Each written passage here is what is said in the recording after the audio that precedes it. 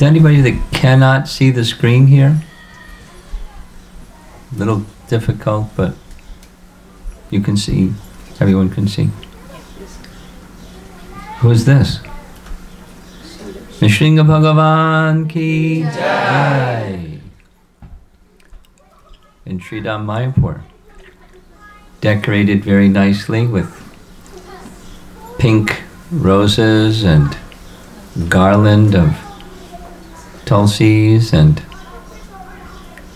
at his feet, by the lower right, as he's facing out, or our lower left, that's Prahlad, the deity. And there's a nice story behind this deity in Mayapur. How many have seen the deity in Mayapur? I'll tell two little stories. Have you seen? No. No.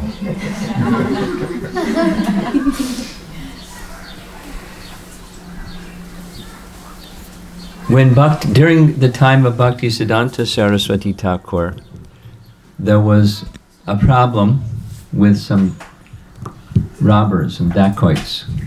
They came on the property to steal something that was in relation to the deity. I don't know the detail.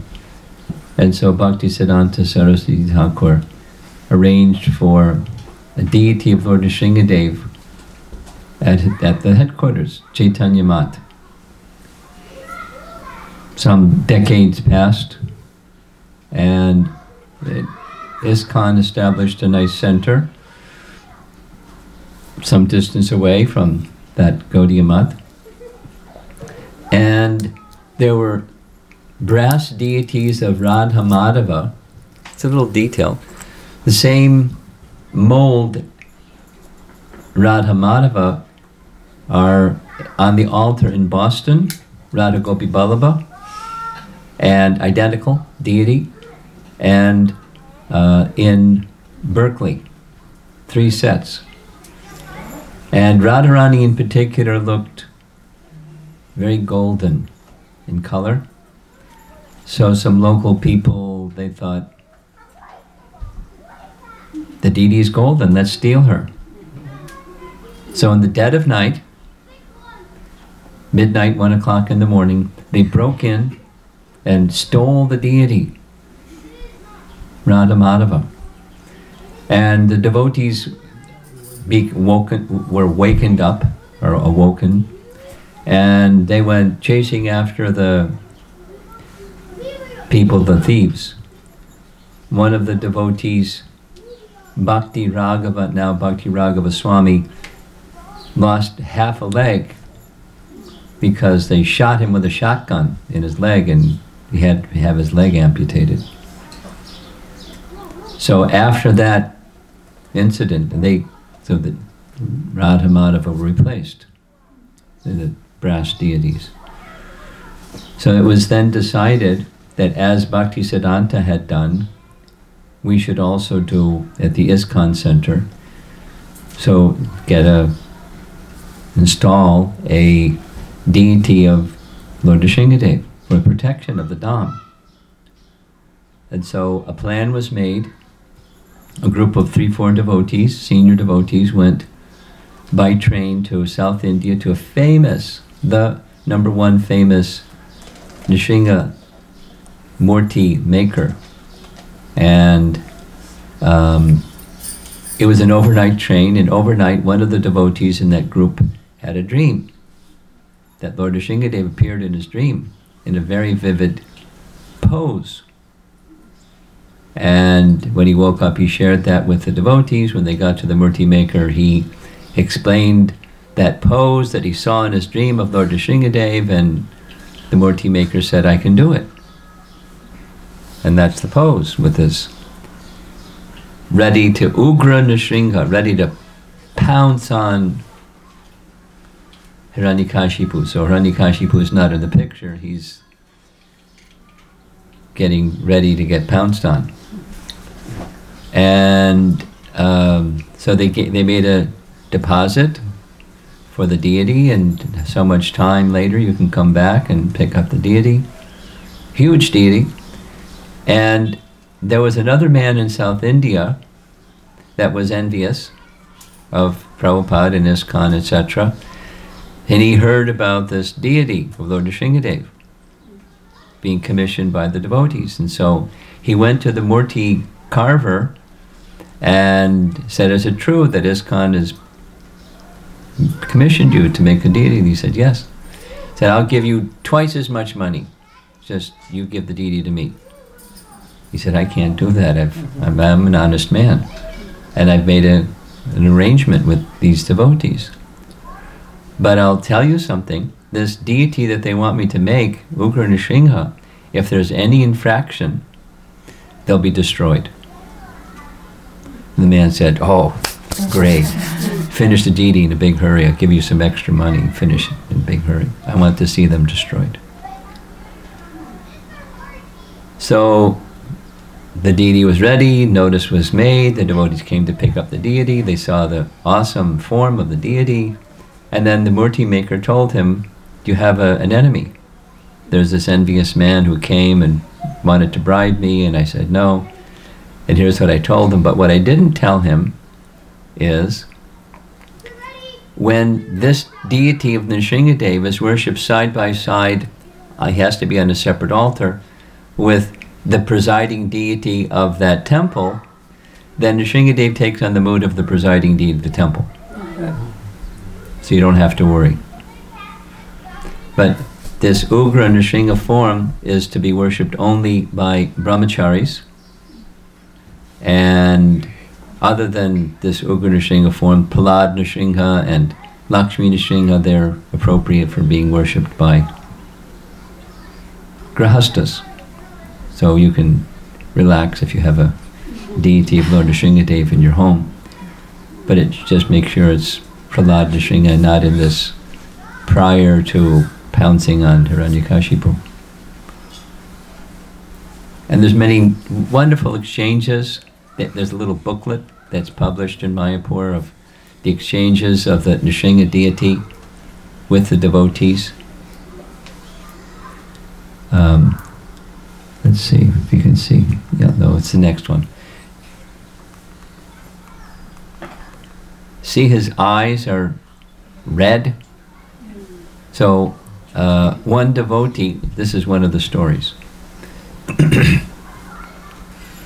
The pujari got this idea that these red eyes may be fearful to some people, and so he consulted the head pujari, Jananivas, and said, can we replace the red eyes with green eyes? And permission was given, so some eyes were made, and the red ones removed and the green ones put in. And 3 times while serving, because this altar for Lord Nrsingadev is very similar to traditional altars in South India. There's only one entrance. And once you close that entrance, you can't get out, or you can't, no one else can get in. It's just in the front, and they close the door, and that's it. So while worshipping the deity, he heard this voice, return my eyes. Who said that? And he thought he was just hearing things. So he completed the puja, and as he finished the puja, before leaving, return my eyes. He didn't know what to do. And some days passed, and he heard it again. So he went to Jananivas and told Jananivas, this is what happened. Jananivas said, well, you better return his eyes. This is Lord Nrsingadev. So they replaced the red eyes, and as you see the image to this day, those are the eyes, very, very bright red, and the mood of anger that Prahlad was in difficulty. So yesterday we discussed a little bit about Prahlad and Lord Nrsingadev, and we heard this nice description from Srila Prabhupada. As you can see it from the introduction, you know, in the beginning of a chapter, he writes a little introduction to what the text is. So this is some chapters previous. We're going to be discussing chapter 9, and this is chapter 6. And there's two little parts to it. It gives an essence, a little snippet essence of Prahlad Maharaj and what we should be tuned in to hearing from him and about him. By accepting the lotus feet of Prahlad Maharaj, who is in the Parampara succession, one will be able to understand the mode of spiritual life. Parampara succession, because he is disciple of Narada. He heard from Narada when he was still within the womb of his mother, and it was a really long time that he was within the womb of his mother. For the full duration of time that Hiranyakashipu was performing his austerities, because Kayadu, his wife, was entrusted to Narada when the demigods came and took over his kingdom, which had been stolen from them. And Kayadu asked Narada for a benediction, that my son not be born until my husband completes his austerities. So Narada gave that benediction. He gave some other ones too. So he heard for a long time. And he remembered. And unfortunately Kayadu didn't. She became elevated. Her nature wasn't a bad person, but through bad association, when she went back, when her husband returned and Prahlad was born, in his association she forgot everything she heard, but Prahlad didn't. That was his perfection, remembrance. Vishnu Smaranam, achieving perfection through always remembering Lord Vishnu. So he came later in the 10th chapter. He says, Lord Vishnu sent me from Vaikuntha to teach the ways of devotional service. So language is slightly different. To teach the mode of spiritual life, because the mode of spiritual life is bhakti in relation to Lord Vishnu. He came to teach, so that's who he is. He's a Vaikunthavasi who is teaching the people of this world the ways of spiritual life of Vaikuntha, the mode of spiritual life. Then, in accepting this mode of activity, there's no need of material qualification. The second, very prominent, and you'll hear it just this afternoon, Prahlad's prayers speaking to the point of there's no need of material qualification.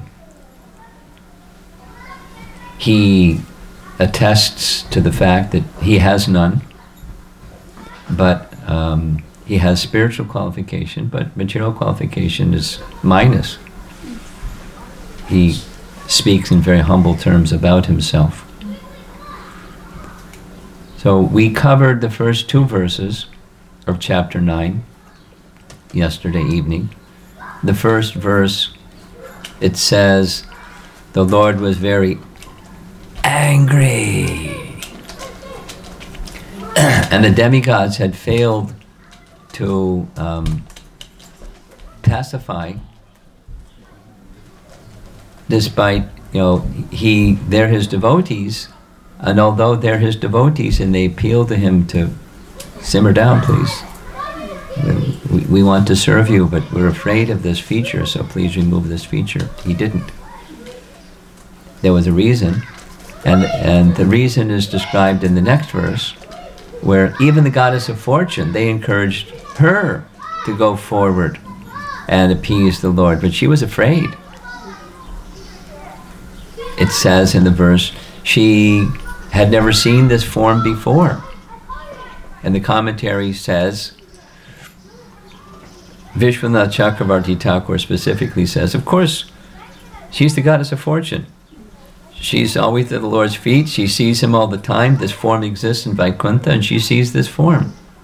And in this world, in different kalpa, she is always with the Lord, and so she saw the form then too. But she's not seeing, she's saying she hasn't seen the form because She's being influenced by the Lord's Leela Shakti.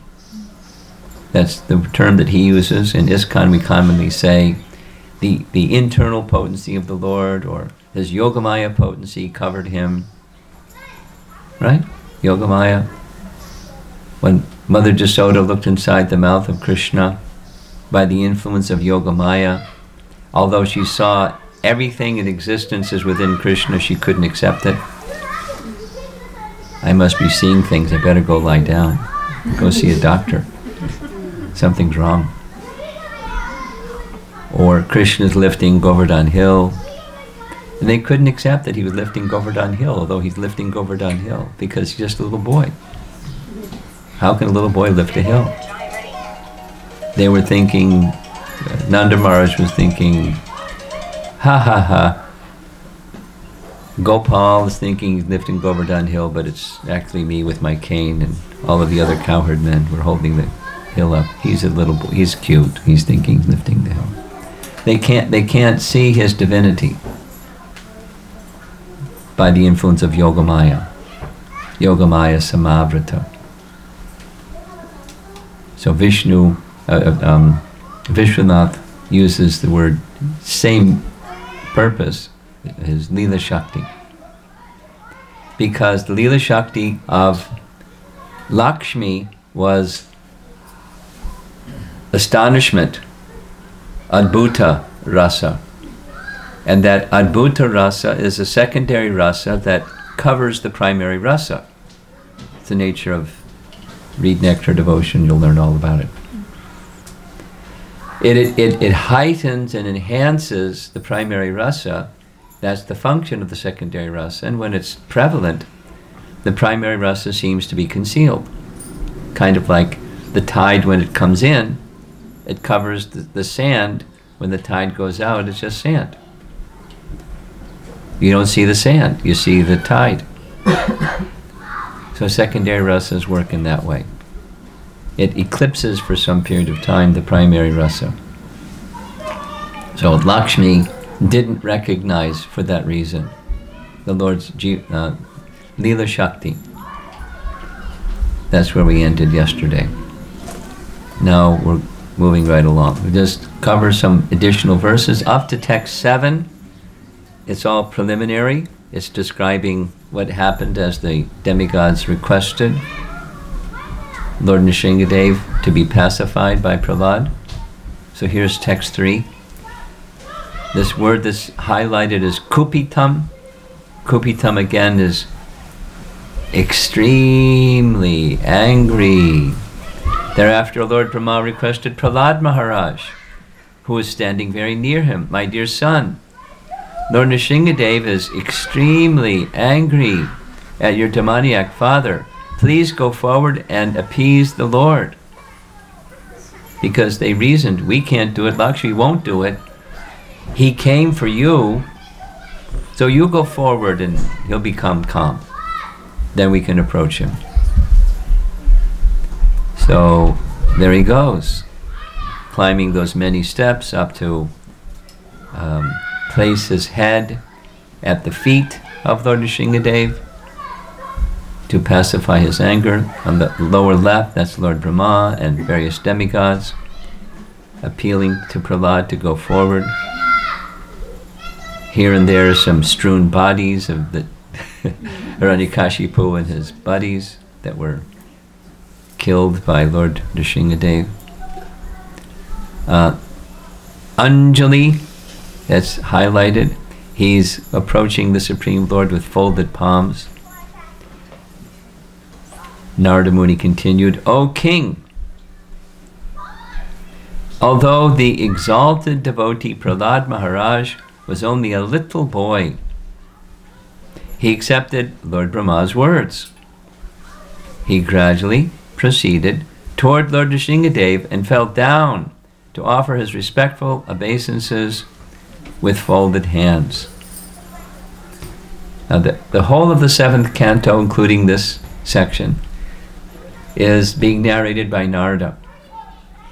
It starts with chapter 1 of canto 7, right after the Rajasuya Yagya, where Maharaj Yudhisthira was installed as the incumbent king, and there was this procedure that the most respected person, in this case it was Grandfather Bhishma, he would give honor to the most honorable person in the assembly, and he started honoring Krishna.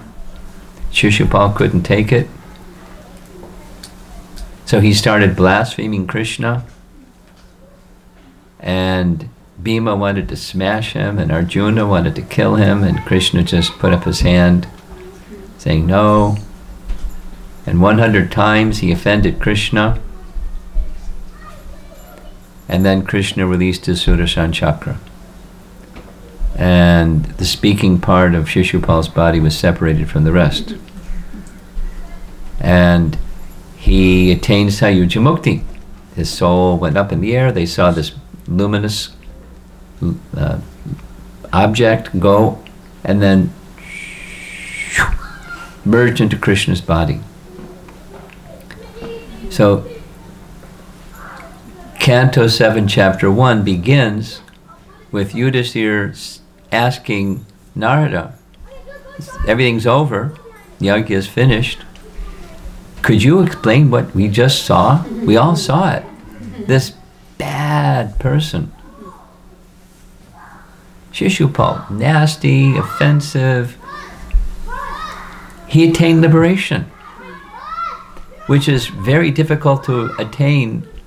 Even many lifetimes of great yogis and ascetics and rishis and learned persons, they try to achieve liberation and they may not achieve liberation. And this bad person got liberation. So, can you explain? And Narada's answer, Chapter 1, just see the power of the holy name. Even if called in scorn and derision, there's a Sanskrit term. Its the power isn't diminished when it can grant liberation. What to speak of calling that same name with devotion? One can achieve far beyond liberation. One can attain the eternal association of the Supreme Lord. Then he describes, and this has happened in different ways at different times, and so part of the response to that initial question is a description of the form of Lord Nrsimhadev appearing to give liberation to Hiranyakashipu, even though he was bad. That's the context of all of this. So Narada's narrating. Here's Prahlad with his folded hands, offering prayers to, about to offer prayers to Lord Nrsimhadev. And two words are highlighted here, Kripaya Paripluta. Kripaya Paripluta means when Prahlad came before Lord Nrsimhadev, he became ecstatic. Lord Nrsimhadev became ecstatic just to see Prahlad. Before he was just to see Prahlad. He hasn't even spoken yet. He becomes ecstatic. And as you see in the painting, with one of his arms, or his hand, or his paw, he places on Prahlad's head. And his hand is kritabhayam, is prepared to give abhayam. Krita, abhayam, to give fearlessness to the living entity. And we're going to hear, this is a theme. One of the things that Lord Nrsimhadev does with his hand or otherwise, he gives fearlessness to his devotee. And it comes up many times during Prahlad's prayers. It's a theme because the Vaikuntha realm is no anxiety. That's the meaning. Vaikuntha, no anxiety. And so where does anxiety or fear come from? Anxiety or fear come from a separatist mentality, or trying to become the enjoyer of the kingdom of God without God, trying to be the enjoyer of Krishna's property, and ignoring him. Raga, Dvesha, Samutena, Dvandva Mohena Bharata. So that brings up to the surface fear. I had this experience, it was very interesting, at Texas A&M in College Station. Really nice program. The devotees there are doing a fantastic job, and the audience is a fantastic audience, and there were between 60 and 70 people there for that Friday evening. And normally it would have been more, but the campus stopped the bus service at 2 o'clock without advance notice, so many people that would have come didn't come. Anyway, so after the discussion, which was the talk and interaction of questions, answers, there was a line of people waiting to ask questions patiently. And so one of them was a PhD student, and he said, "How do I go beyond selfishness and fear?" I said, "Could you explain?" He said, "I've come to this realization that my whole life, I'm now a PhD candidate, and my whole life I've been, karta hamiti manyate." He used the phrase.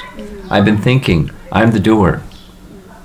And all the while I'm thinking I'm the doer, there's on the one hand, there's the confidence I can do it, and then there's the other hand, there's the fear, what if I don't do it? And it's all about me. That's why the fear comes, because it's all about me. And I know it's wrong, but it's my thinking. So how do I go beyond selfishness and beyond fear? Because it rules my life. And as far as I'm concerned, he looks around the room, it rules everybody's life. How do you go beyond selfishness and fear? Wow, fantastic. Sign him up for a Bhagavad Gita study group. Because fear is predominant. There's 4 animal propensities: eating, sleeping, mating, and fearing. And of the 4, fearing is the strongest.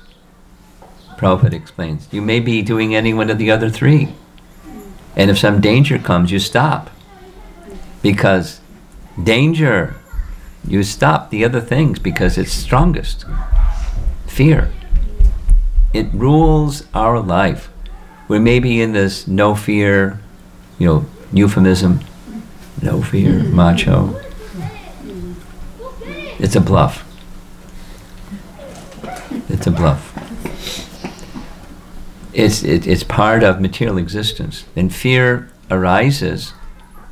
Nice verse in the Bhagavatam, 11th canto. Bhayam dutiyam abhiniveshitak syat. Syat means arises. So bhayam arises, and then the middle part is abhinivesh, when there's absorption in dutiyam, seeing things as separate, in duality, seeing things as separate from the Supreme.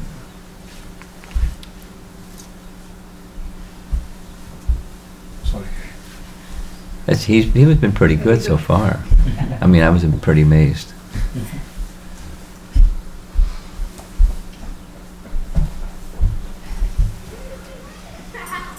People.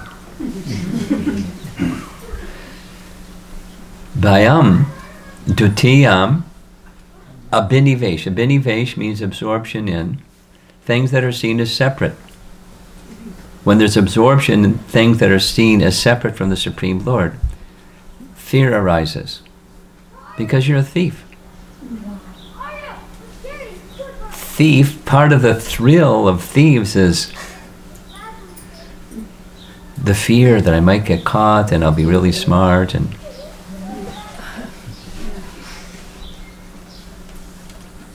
it's like gambling, or there's this adrenaline thing. And people like living on the edge or over the edge. And it's no out of ignorance. But fear rules the lives of those people. When ignorance goes even higher, then there's the sense of fear is gone, but it's there. The sense of fear is gone, but it's there. It's the nature of material existence. So Lord Nrsingadev places his hand on Prahlad's head. We'll hear what happens, but his hand, he's ready to give Krita Bhayam. When Lord Nrsingadev saw the small boy Prahlad Maharaj prostrated at the soles of his lotus feet, he became most ecstatic in affection towards his devotee. And as you see, he puts his hand on Prahlad's head. Raising Prahlad, the Lord placed his lotus hand upon the boy's head because his hand is always ready to create fearlessness in all of his devotees.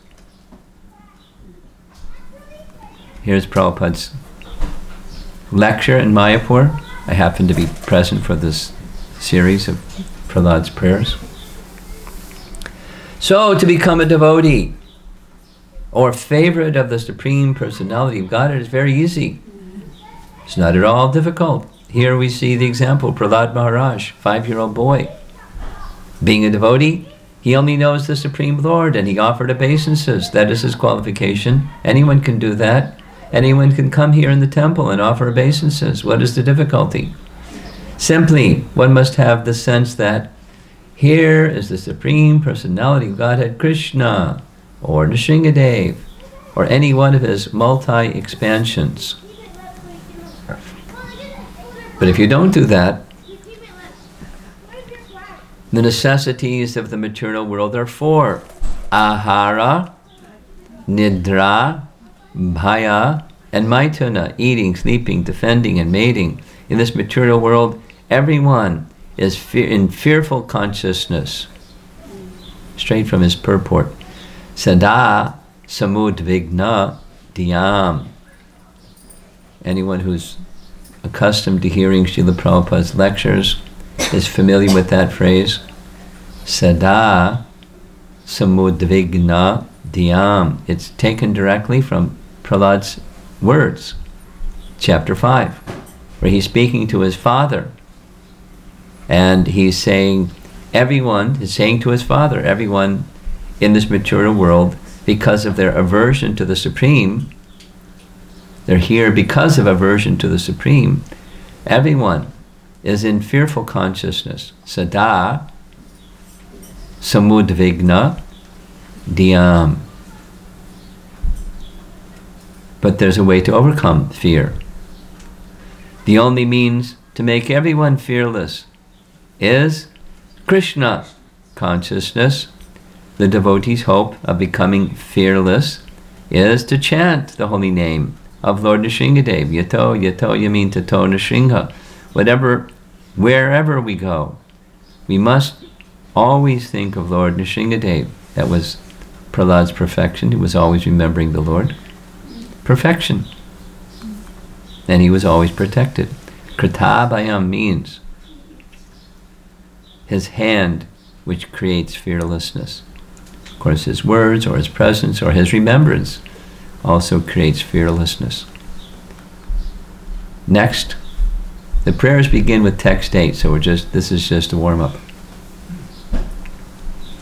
Paratma Darshanaha is in big letters here. He saw the Supreme Lord eye to eye by the touch of Lord Nrsingadev's hand on Prahlad Maharaj's head. Prahlad was completely free of all material contaminations and desires, as if he had been thoroughly cleansed. Therefore, he at once became transcendentally situated, Paratma Darshana, and all the symptoms of ecstasy became manifest in his body, his heart filled with love, and his eyes with tears, and thus he was able to completely capture the lotus feet of the Lord within the core of his heart. So this is samadhi and bhava, both. Material contamination gone, ecstasy fully awakened, the Lord's presence in his heart is being felt. He's in our heart, but we don't feel it. And we want to feel it, but we're covered. So by Krita Bhayam, by his creating this cleansing effect, Prahlad was able to see the Supreme Lord like this. How wonderful. Would you like to see Lord Nrsingadev like that? Here's the next verse. Prahlad Maharaj fixed his mind and sight upon Lord Nrsingadev with full attention. Susamahita. Susamahita. With full attention in complete trance. With a fixed mind, he began to offer prayers in love with a faltering voice. So this is the last before his prayers begin, and we'll quickly soon go into his first prayers. But it's important to understand the place of consciousness that Prahlad was in as he's speaking. So Susamahita, his very attentive, fully fixed. The ability to fix the mind in this way is the result of yoga siddhi, mystic perfection, as it is stated in Srimad Bhagavatam. Dhyana vastita tadgatena manasa pashanti yam yoginaha. Again, this is another phrase that Prabhupada would speak again and again. And it's found in the very last chapter of Canto 12, chapter 13. It's Sutta speaking.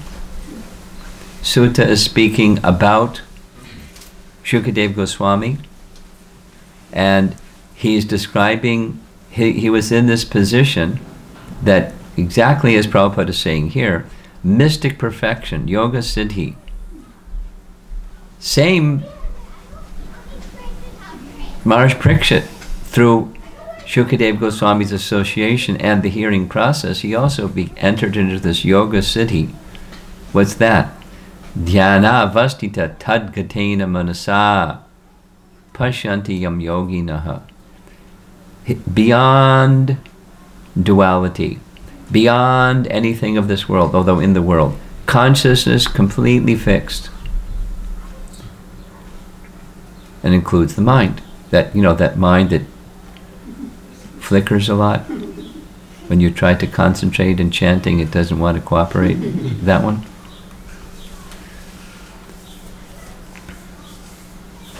One attains yogic perfection when he is freed of all material diversions and his mind is fixed upon the lotus feet of the Lord. This is called samadhi or trance. So, freed from all material diversions. Have you heard that word before, or that phrase before? What's the Sanskrit term? Beyond material diversions, or beyond material existence? Nirvana.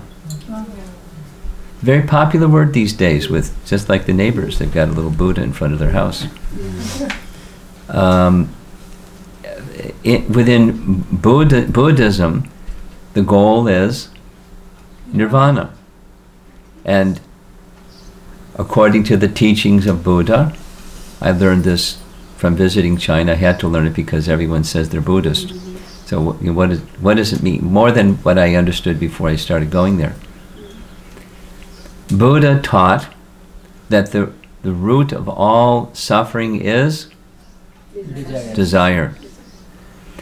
The solution to suffering, become free from desire.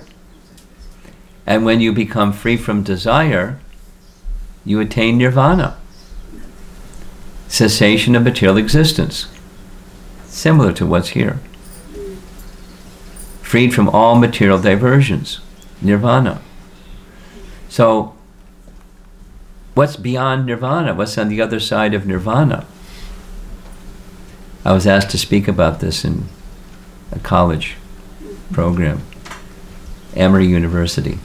It was just, you know, a kind of a, in the fine arts department, kind of, you know, people that weren't just like science people. They were Anyway, they were able to think philosophy. So that was the topic. Beyond nirvana, the path of yoga.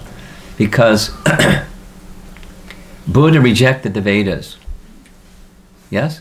Yes. He rejected the Vedas because there were persons that were followers, so-called followers of the Vedas, that in the name of the Vedas they were slaughtering animals. So he said, forget it, reject the Vedas. Just follow me, stop killing animals. Follow principle of nonviolence. Ahimsa. But that's in the Vedas. And there were people that were abusing the Vedas to make some money. So, because he rejected the Vedas, he didn't get the answer to the question, what's on the other side of cessation of material existence? What's on the other side of cessation of material existence? It's this samadhi. Samadhi, that you can, at your leisure, I encourage you, maybe one program I'll speak about this in particular. Bhagavad Gita chapter 6, verse 20 through 23. It's in the Dhyan Yoga chapter 6. And Krishna is giving his definition of samadhi. And making it very clear, it's beyond nirvana. He says, Prabhupada writes in the purport, that the first two parts of Shikshastakam 1, Cheto Darpanam Arjanam, that's 1, Bhava Mahadavagni Nirvapanam 2, that's nirvana. And then what comes after nirvana? Shreya Kairava Chandrika Vidharanam Vidya Vadhu Jivanam. So Bhakti teaches what's beyond nirvana. The Bhagavatam teaches what's beyond nirvana. What's beyond cessation of material existence.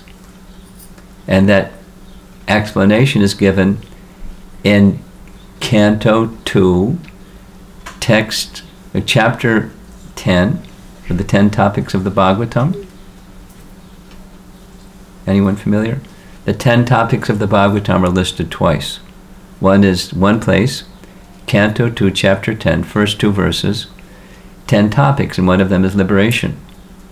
And to explain liberation, Shukadeva Goswami uses this term, Swarupena Vyavastati, and it's right in this purport of 6:20 through 23, Bhagavad Gita.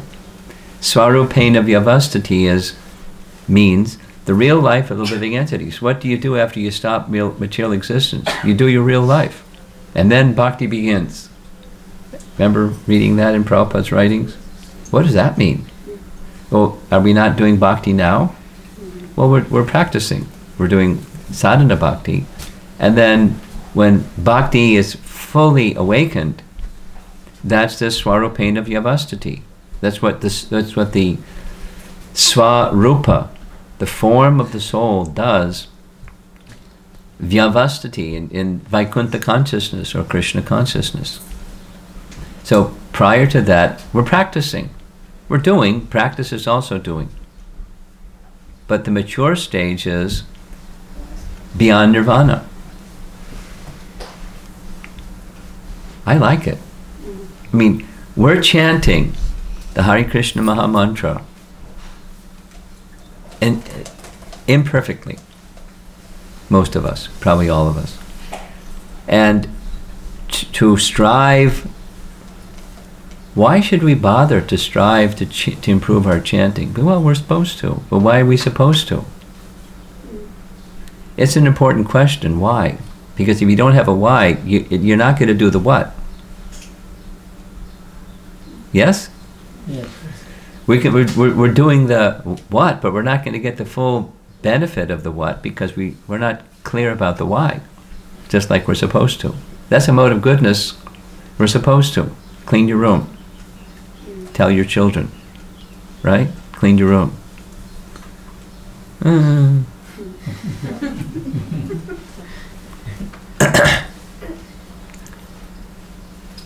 There's many things that we're supposed to do that we don't do, or we do half-heartedly or absent-mindedly or mechanically because we don't have a clear sense of why. But it's who we really are.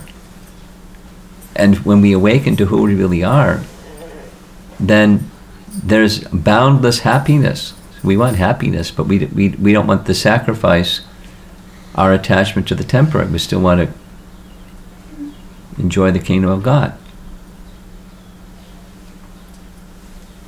So,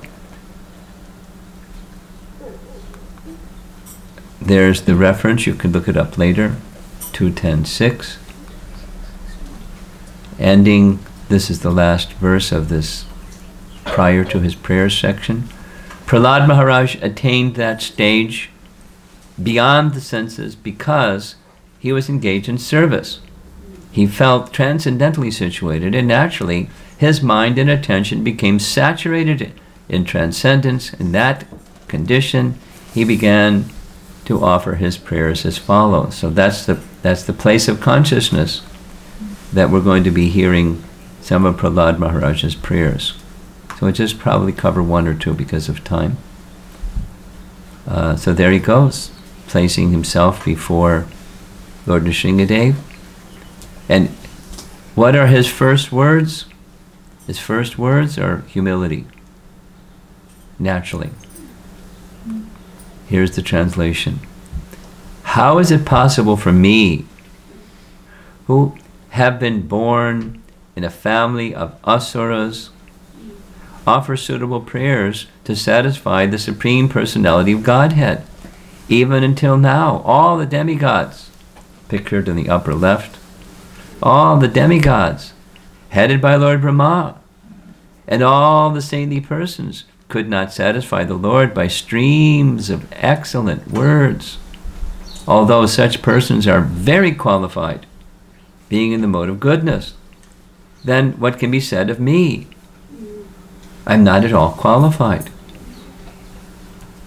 This is one of the themes. You don't need material qualification. You don't need a particular birth or high education or speak eloquently or any of those nice qualifications. You can use those nice qualifications, but if you don't have them, you're not ineligible. He's more eligible for pacifying the Lord because of his purity of devotion. And that's the message of this section. Primary message. It's pure devotion that pleases the Supreme Lord, not material qualification. You don't need material qualification to please the Supreme Lord. A Vaishnava, Prabhupada's purport, a Vaishnava who is fully qualified to serve the Lord still thinks himself extremely low while offering prayers to the Lord. For example, Krishnadas Kaviraj Goswami, the author of Chaitanya Charitamrita, says, gives the quote, he considered himself unqualified, lower than the worms in stool, and more sinful than Jagai and Madhai. Jagai Madhai, can't read without. Haite Muni say Prapishta, Papishta. He's more more sinful. Papa means sin. More sinful than Jagai and Madhai. And he's lower, Lagishta, than a worm in stool. So, that's pretty low. And it's not just, poetically cute or something. It's how he's feeling. An exalted person feels profound humility. And Prahlad is feeling that. And he's expressing that. It's part of his spiritual qualification. Vishwanath Chakravarti Thakur writes in this way, "Oh, remarkable Lord, it is hard to understand what quality you see in me that brought about such mercy." He's paraphrasing Prahlad. One's possessing sattva is not the cause of your mercy. What then to speak of a person possessing tamas? The devatas and sages' minds are completely immersed in shastric dharma, jnana, and austerity. I am immersed in adharma, ajnana, and material enjoyment. Unquote. Ekatana means exclusive tendency. Simply praising you is not a cause of your mercy. They praised you with streams of words, which were fresh, cool, sweet, and pure like water, and which were embellished with ornaments and literary suggestions. Puraganai. But they were not able to make you satisfied with them. You are satisfied with me, though I am born in a family possessing great tamas. So he's submitting himself before Lord Nrsingadeva in that way. One more prayer, we're going to conclude with this. So it's not material, it's bhakti. Prahlad has this special bhaktya tutosha Bhagavan. One may possess wealth, an aristocratic family, beauty, austerity, education, sensory expertise, luster, influence, physical strength, allegiance, intelligence, and mystic yoga power. But I think that even by all these qualifications, one cannot satisfy the Supreme Personality of Godhead. However, one can satisfy the Lord simply by devotional service. Gajendra did this, and thus the Lord was satisfied with him. So he's making reference to one who has all these disqualifications, not high birth and so many other things. But because Gajendra, of course, he was in a very, very, very difficult circumstance, crocodile chomping on his leg, and fought for so many years and couldn't get free. He knew he was finished, the crocodile was going to win, and he was going to be killed. And so Super Soul within his heart helped him by reminding him of prayers that he recited during his previous life as King Indradumna. And so the Lord saved him because he called out feelingly. This image in the upper left, that's Krishna declaring to his two cousins, Duryodhana and Arjuna, I will not fight because I'm cousins of both of you, but whoever wishes, Duryodhana, you can have me without my armies or my armies. I'll take your armies. Because of material calculation. I'll be in better position to win the battle. And Arjuna said, I'm not interested in your armies. I'm interested in you. You just, let's be together. So, where there's Arjuna and Krishna, there's always victory, stated by Sanjaya at the conclusion of Bhagavad Gita. And similarly, the wife of Vidura was able to satisfy Krishna, although she didn't have opulence, because Vidura was born of the Shudrani, the Shudra assistant of Ambika. So he was considered a Shudra, he was married to a Shudra woman. They didn't have an opulent condition. When Krishna went to eat at their home, she had very little, but she offered what she had. There's different versions, different Mahabharats, but one of them was she wanted to offer bananas, but she got so excited she offered the banana peel. And Krishna accepted it, although he had rejected this opulent offering of a meal at the home of Duryodhana. Krishna wants the love and devotion of his devotee, is the message. And that's the basis of making offerings to him. And the conclusion, Vishwanath speaks on this. Paraphrasing Prahlad, you are not pleased by offerings of great wealth or other things. You are not pleased with birth in a good family, strength of the senses, splendor, power, exertion, or karma, gyan, or ashtanga yoga. How can I satisfy you? Answer, by bhakti the Lord was satisfied. The past tense is used to indicate that one need not search any further for further proof. This is your nature. Also, the extraordinary power of bhakti is indicated. I have a trace of bhakti by the mercy of Narada, and this must please you. So he's looking upon himself as, I hardly have any. But whatever I have, it's been given to me by Narada. And because that little bhakti that's given to me by Narada, you're pleased. You're allowing me to come before you. You're smiling. You stop roaring. That's not material qualification. It's bhakti, even a small amount, offered with love. So he's teaching, back to this theme, the appearance of Prahlad is to teach us the mode of spiritual life or spiritual activity. And this is the standard. Whatever we may have to offer to Krishna, what is it? In the context of what Krishna has. He has unlimited everything. He doesn't need anything.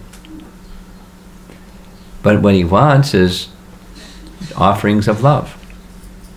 And we offer something with love and he'll happily accept. Like Vidura's wife. I don't even know her name, but Vidura's wife. Just offering a banana peel and Krishna will accept. With love. She was so excited to make some offering to Krishna. So we do those simple things in our home or wherever, at the temple, make some offerings of something. And Krishna's not interested in... Of course we want to make something nice, but he's not interested in the something nice. He's interested in love and devotion. There's this saying that Prabhupada once spoke, Krishna's not interested to see what you're offering, he's looking to see what you're not offering. A wealthy person may offer something substantial and a poor person something meager. But that meager offering of the poor person may be substantial compared to what the rest of they have. But if you're holding back, Krishna's not interested simply to see what you're offering, but what you're holding back. And the love with which you're making the offering. That's Krishna. He wants our love. And that love is for our benefit, not just, he'll feel happy that I have more people that love me. It's for our benefit. It's the happiness of the living entity that Krishna wants. And the way is being taught by Prahlad.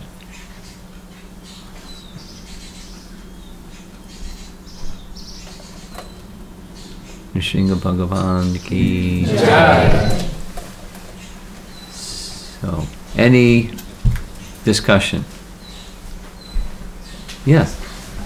Thank you for the wonderful class. It's actually, it said that Krita Bhayam, when Lord Nrsimha places hand on Prahlad's head, he becomes free from material contaminations. So I thought at that point, Prahlad Maharaj was already fully self-realized and he was free from material contamination. Otherwise, how would he depend on the Lord at the time of difficulty if he had material contamination? Are you familiar with Madhurya Kadambini? You've heard the title? I heard the title. Madhurya Kadambini is a book written by Vishwanath Chakravarti Thakur, and he describes the stages of bhakti from beginning to end.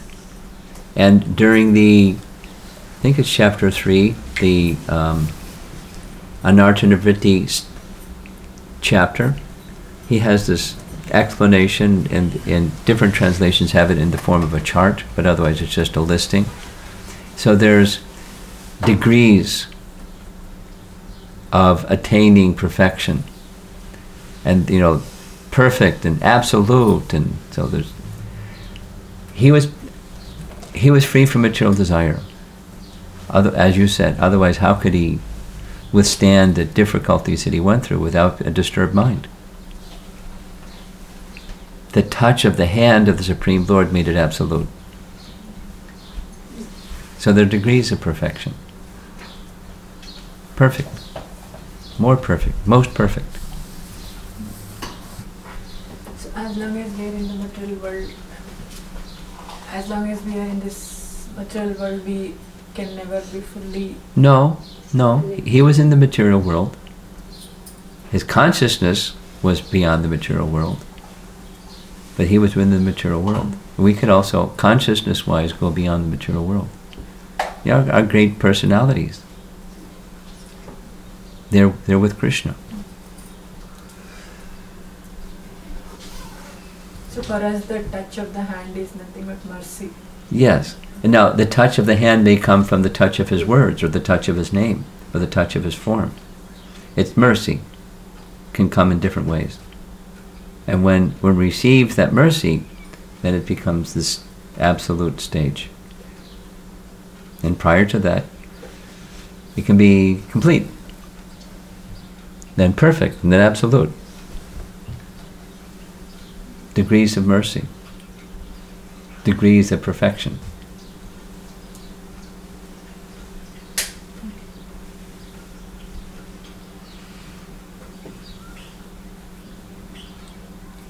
Anything else?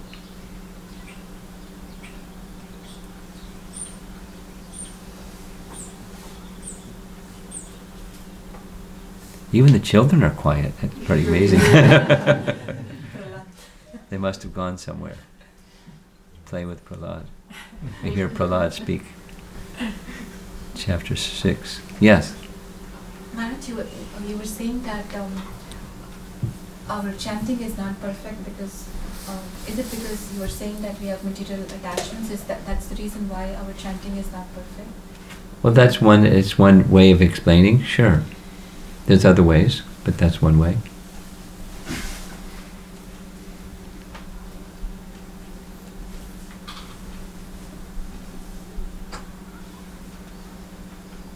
We're attached to the temporary instead of attached to Krishna. Attached to the temporary means wanting to be the enjoyer of the temporary, wanting to be the enjoyer of Krishna's property.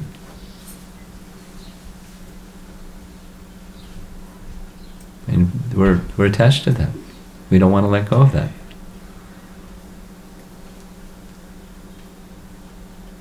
So to let go of that doesn't mean you throw things away. It means you let go of the mentality of being the enjoyer, and instead Krishna becomes the enjoyer. Then what is Krishna conscious? Absorption in Krishna should be the enjoyer.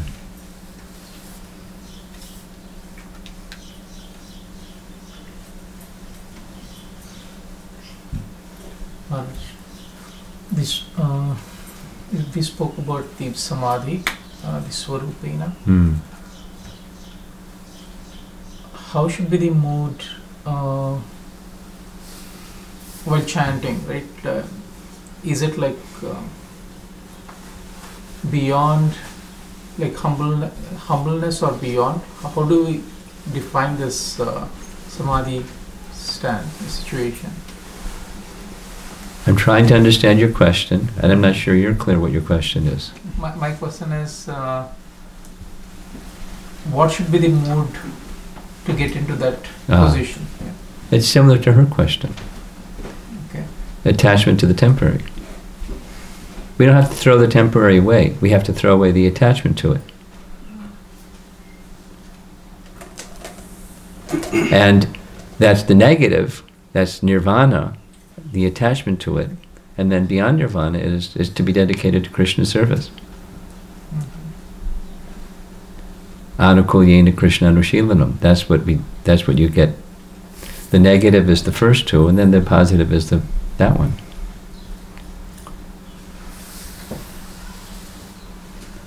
Should I say it out more fully, or you got it? You got it. Okay.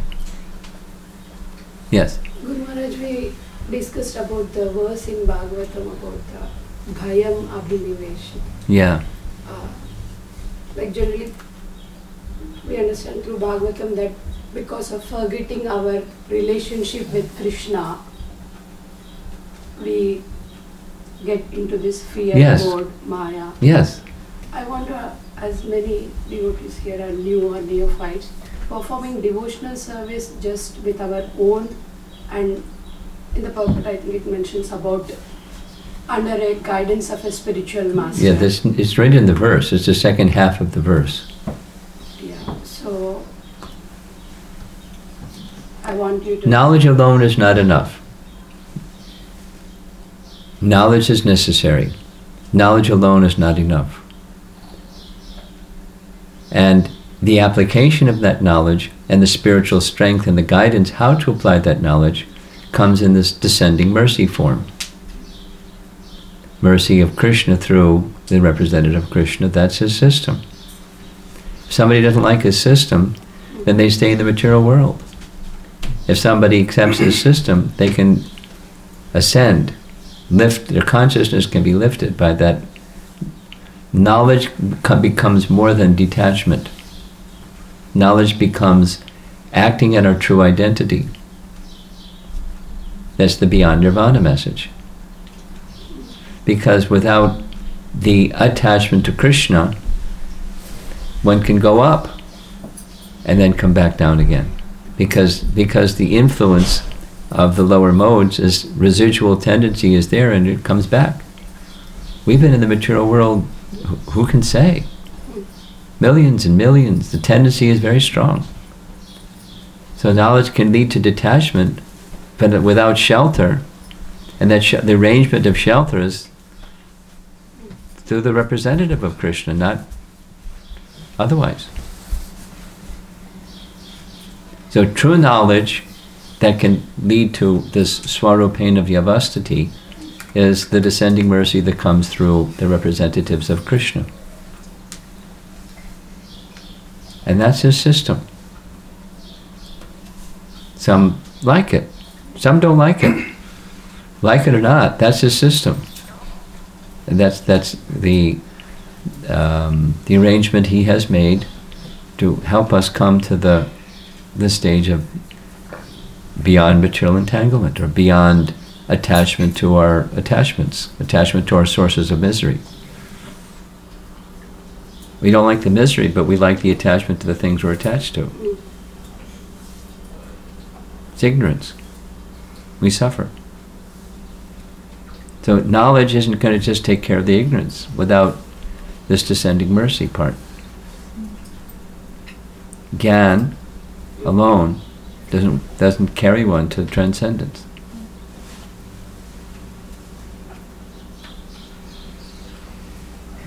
Yes. Yeah. So I was since we were talking about attachment, how it affects our chanting. So I was watching one very kind of attachment that comes in the form of devotion actually. So I was devotional activity. Yeah. Attachment to devotional activity. Activity, yeah. But I see that I'm very attached to how devotees, like especially when I go to temple, I'm attached to see some devotees, like their presence makes me more uplifted and more devotional. That's nice. And when they are not, it's like, you know, enthusiasm, everything goes down. So that does that, not in the down, like, you know, it's not as it will be, as in their presence actually. So will that impede or reduce my devotional progress? Will that affect that mood, or should I worry about getting over that? And what is the solution? Because it looks so convincing. Yeah, it's good. Like you said, it's good. It is good. Attachment to devotees of Krishna is attachment to Krishna. It's pleasing to Krishna.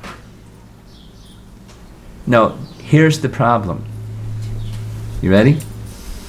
Yes. I don't know if I'm ready. But the problem is, who's at the center?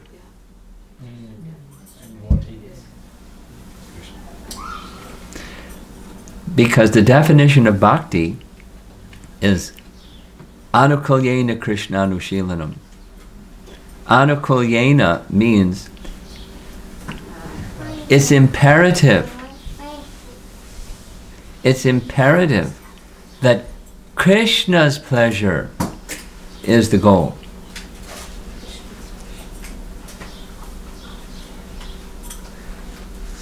That's tough. Well, that's the difference between, being attached to devotees association where Krishna is at the center and somebody else other than Krishna is at the center. It's tough to make differentiation But between spark and splendor. well, that's our assignment. Because qualitatively they are almost same. That's okay. Quantitatively. That's okay. There's a ashraya and there's a vishaya. There's the abode of love and the object of love. And am I the object of love, or is Krishna the object of love? So you're halfway there. Keep going. Keep going. And to keep going, it requires cultivation. Cultivation of Krishna should be pleased. Krishna should be sent. And one of the best ways to cultivate is your japa.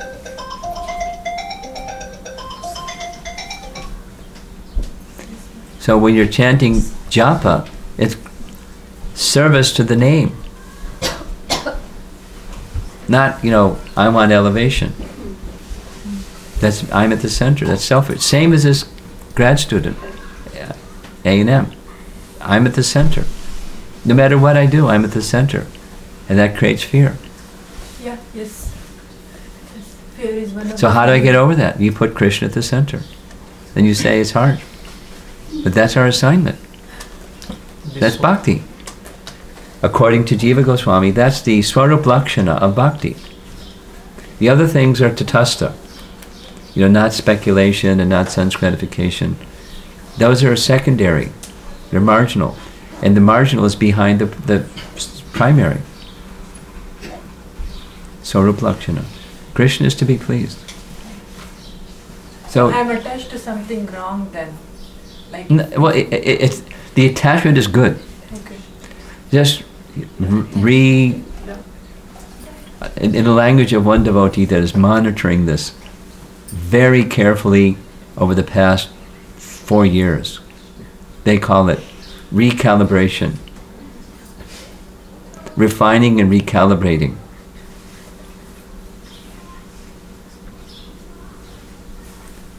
And that's an internal function. And if we're lazy, we won't do it. And if we don't do it, we'll stay bound to attachment to the temporary when I'm at the center. Yes, yes. And that's not the gift of bhakti. The gift of bhakti is Krishna's at the center. So it takes, I call it Brahminical work. Brahminical work. This particular devotee calls it refining and recalibrating. Continuous refining and recalibrating. Because there's stuff inside, that's the anartha, stuff inside, that keeps me stuck. And, bound to material existence in this lifetime and lifetime after lifetime and over that direction and over that direction. There are forces that bind us. And we're given the means to get free from that bondage beyond nirvana. Beyond material cessation. That's not our goal, material cessation. Our goal is that Krishna should be pleased. So you cultivate it. Bhakti is a sort of cultivation. It's right in the preface. It's this Prabhupada's phrase, English phrase, Anukalyena Krishna Anushilanam. Anu Shilanam. Anu means to follow. Shilanam, behavior. Character. There's details Jiva Goswami gives what that means. If you remind me, I'll send you Jiva Goswami's explanation. It's a wonderful explanation. It's technical. What should I remind you? Just send, or give me just send an email and just remind me. It's very powerful. The whole of Nectar Devotion rests on that one verse. And the Nectar Devotion is the most outstanding writing of Rupa Goswami, who has an understanding of Krishna's pastimes in Vrindavan that we've never seen or heard. And he's entered into them and experienced them. He's enjoyed pastimes with Krishna that we've never seen or heard. That's his consciousness, and he's giving us the foundation of bhakti.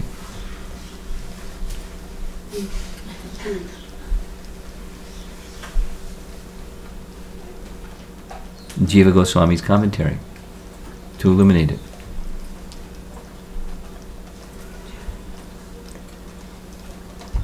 So we have choices. We can continue Kesara Sara, or we can keep going. I say you're halfway there, keep going. Being attached to devotees is good. Being attached to prasadam is good. Being attached to kirtan is good. These two young men, they're attached to kirtan. That's good. And then the next stage is Krishna should be pleased. There's the musicality of the thing, and then there's the consciousness behind the musicality. So right now we are at the center. Between, it's mixed actually. Yes. We are attached to kirtan because we love Krishna, but we are also enjoying it basically. Yeah. That we have to. And we enjoy the musicality. We enjoy the association of other kirtaniers. We're enjoying. We're at the center. It's important that can be get rid You can of get only stuck. by cultivation of bhakti. Yes. Now, the activity is fantastic. Attachment to the activity is fantastic. And then, what's beyond that? Attachment to please Krishna. Yeah. That's bhakti. That's the Swarup Lakshana of bhakti.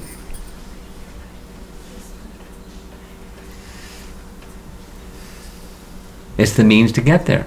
You become attached to the means to get there. Great. Now, get there.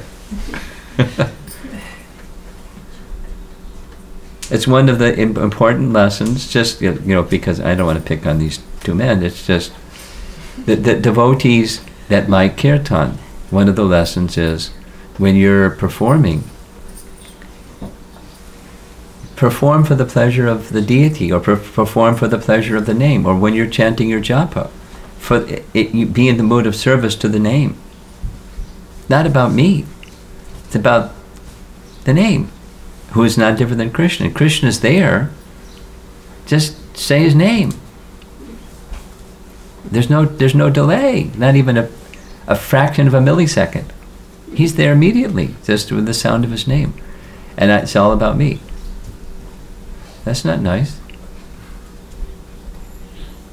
Let me perfect my chanting. Or let me try to be less distracted or something. It's all about me. It's important to go, to go the rest of the way. Someone else? Yes.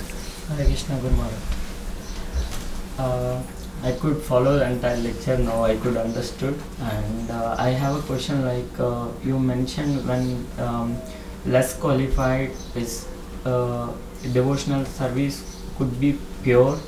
Is that I understood? Like you mentioned that. Are you clear what your question is? Because I'm not. No. Can you say it again? Less qualified can be. So I may consider myself less qualified. No, in that. Okay. Prahlad is considering himself less qualified. Less qualified. So less qualified will be his service will be pure than the more qualified. No. No. No. Not necessarily. Not necessarily. Right. So, like it is happened to be like when sometimes less qualified service is pure than the more qualified. It happens sometimes, or less qualified service. Well, when you're talking with your hands, and I'm not sure what you mean by less qualified. So, less qualified in a material or spiritual sense? Spiritual. Ah. Okay. So less qualified in a spiritual sense. Krishna accepts. Let's take this nice episode from Ramayana, where the Vanaras were building a bridge, and there's this little squirrel that was doing it. He's less qualified to help build the bridge, but according to his capacity, he was doing. So Ram accepted him as good as Hanuman. Yeah. But that's a material qualification. But one who, according to their capacity, just like the person who's making making a donation, and their finances are modest, but proportionate to their finances, they're making a sacrifice. They're not holding something back. Whereas the wealthy person is giving something much greater than the poorer person, but they're holding a lot back. That's the material evaluation. But now we go to spiritual. So within the realm of perfection, just like this perfect, more perfect, most perfect, we hear from our Gaudiya acharyas, the gopis are most perfect. Doesn't mean Mother Jasoda is kind of like so-so. And Rukmini, you know, she's all right, but we don't, that's offensive. We don't think like that. So less qualified is also perfect. You know, Rukmini is perfect, Mother Jasoda is perfect, all the associates of Krishna, they're perfect. Then there's more perfect, most perfect. Does that address your question? Yeah. Okay. Yes. Maharaj, you were explaining that when we are performing devotional service, when we put ourselves in the center, we are trying to become the enjoyers, and then that's not good. It's a mix. Yeah, it's a mix. But then, just by contact with Krishna, or the holy name, which is Krishna himself, and he's full of bliss, so when we are chanting or when we are performing any service, and you feel happiness, so is there a distinction? I mean, definitely there's a distinction between feeling that happiness because you're coming in contact with Krishna, and the Yes. other one is like, you're the center and you're still enjoying it. So, Well, one of the, again, making reference to Madhurya Kandambini, one of the stages of unsteadiness is becoming the enjoyer of a little success in spiritual life. Taranga Rangani is the phrase that he uses. Ranga means wave, and Rangani is a small wave, and Taranga Rangani is the enjoyer of a small wave. Just like there's Ranganath, and there's Rangani, and Taranga Rangani is being the enjoyer of a little success. And that's an impurity of heart. So the happiness, the enjoyment of devotional service begets mixed or polluted or contaminated or diminished when I put myself in the position of being the enjoyer of that little success, where it should be Krishna is the enjoyer of that success, whether it's small, medium, or big. But that's cultivation of consciousness consideration again. And it's a project. It's the bhakti project. yeah, but then my question is, by just doing this, by just chanting itself, you feel happy because it's Krishna's holy name. So is that okay, or? It's okay. Just make sure you stay. You know, who's meant to be the enjoyer of it. Ultimately, it should be, I shouldn't even worry about my enjoyment. It should be completely Krishna. On the other hand, just like, you do things for your daughter. Every now and then, non-stop. You're doing things for your daughter. And, her behavior is sometimes, this and sometimes that. But you don't stop loving your daughter and doing things for your daughter because that's what you do. That's who you are. Now, when that may touch her heart at some point, other times it's just business as usual. But when that touches her heart, there's a happiness that she feels by acknowledging with gratitude the sacrifices that you're making. It's just like last night when we got in the car. Little boy was, it was his home, and he was running around the home like it was his home. It's like he was tearing the place up, making noise and turning things upside down because it was his home. And then he came, in the arms of a relative or something to say, "I'm sorry I was disturbing." You heard? He said. Oh, he knew he was misbehaving when he was misbehaving. But he was doing it anyway because he wanted to be the center, and sure enough, he was the center. Although Krishna was the center. So, when we're experiencing some happiness from chanting or service or whatever, That's a in the words of Nectar of Devotion, it's a shadow of the spiritual happiness that's awaiting us. It gives us an indication of the unlimited spiritual happiness that's awaiting us. But we're grateful to Krishna. He's very kind. We're also grateful to Krishna when he puts us through some tribulation. He's being very kind. Because it's his nature. That's where our attention stays with Krishna. The problem is we're conditioned that we're at the center. We're very familiar with that territory. And Krishna consciousness means Krishna's at the center. So there's affection for others. There's the mood of service, the happiness that comes from the mood of service. There's that mode of goodness, happiness. And then there's transcendental happiness. And the degree of transcendental happiness is that Krishna is the recipient. Anukulyena. Krishna Anushilanam. There's nothing wrong. It's right. But it's incomplete if it's, to the degree that it's not fully Krishna is to be pleased, then it's incomplete.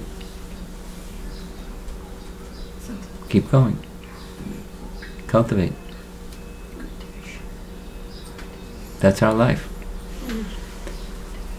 There's a devotee that I won't mention their name.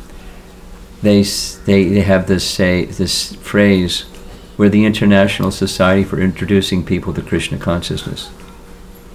But those that have been practicing Krishna consciousness for some number of years, it's not just introducing, it's how you go beyond the introduction into what the essence of Krishna consciousness is, or like we read.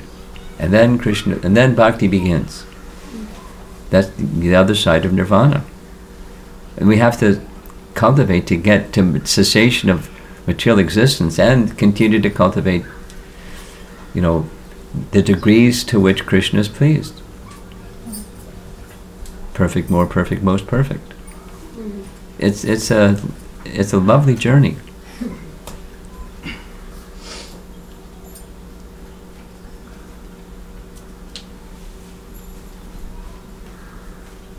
Okay. Srila Prabhupada ki Jai. Shinga Bhagavan ki Jai. Gaur Premanandi.